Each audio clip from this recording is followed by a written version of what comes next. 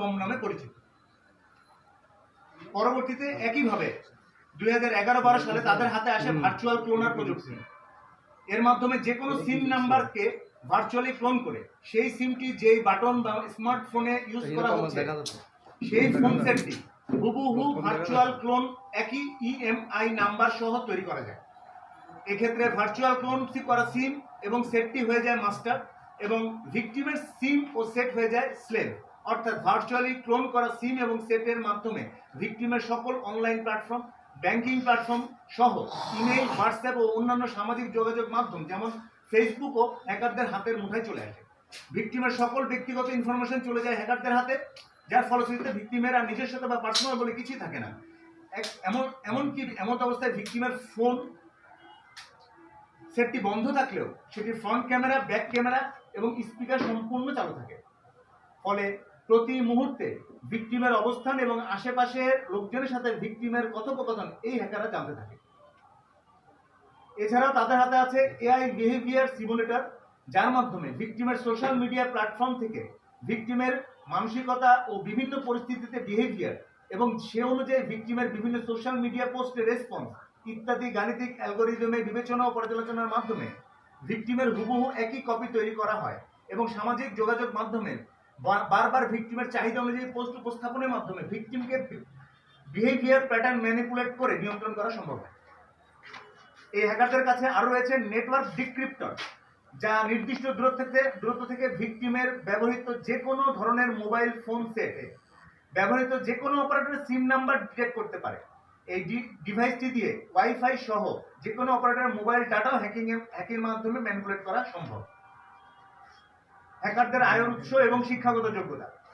এই পরিবার তাদের বর্তমান ঠিকানার আশেপাশে লোকজনদেরকে এক একজনের কাছে এক এক ব্যবসা, যেমন নিউ মার্কেটে কাপড়ের বিজনেস, পান্থপথে ফার্নিচার বিজনেস এবং এলিফ্যান্ট রোডে পর্দার বিজনেস ইত্যাদি আছে বলে প্রচার করে থাকে। আদতে এরকম কোনো বিজনেস তাদের নেই।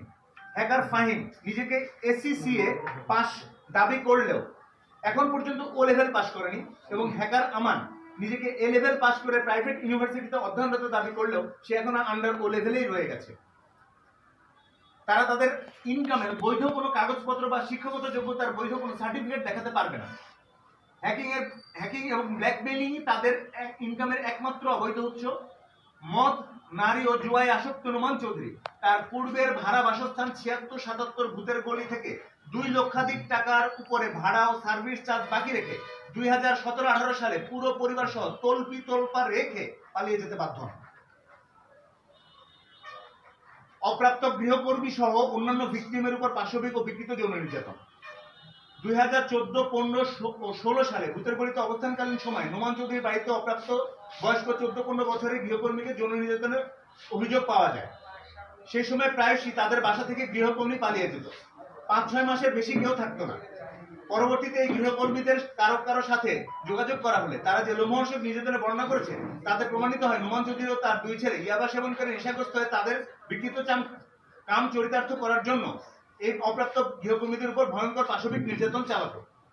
গৃহকর্মীদের থেকে প্রাপ্ত তথ্য অনুযায়ী নোমান চৌধুরীর বাসায় তার ছেলেরা প্রায়শই বন্ধুদের নিয়ে রাতে নেশার আড্ডা বসাতো।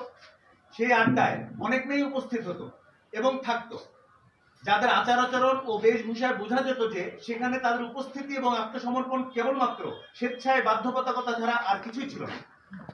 তাদের থেকে আরো জানা যায় অনেক মেয়ে এবং মহিলা সেই সময় জুয়ারি নোমান চৌধুরীর রাতের সঙ্গী ছিলেন।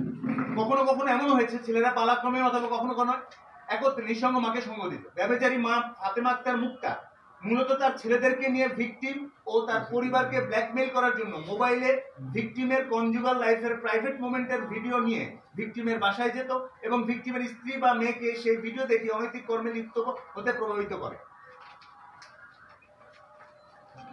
গ্রামীণ ফোন সহ অন্যান্য অপারেটর এবং আইটি ফার্মের সাথে হ্যাকারদের সম্পৃক্ততা। এই বিকৃত মানসিকতার হ্যাকার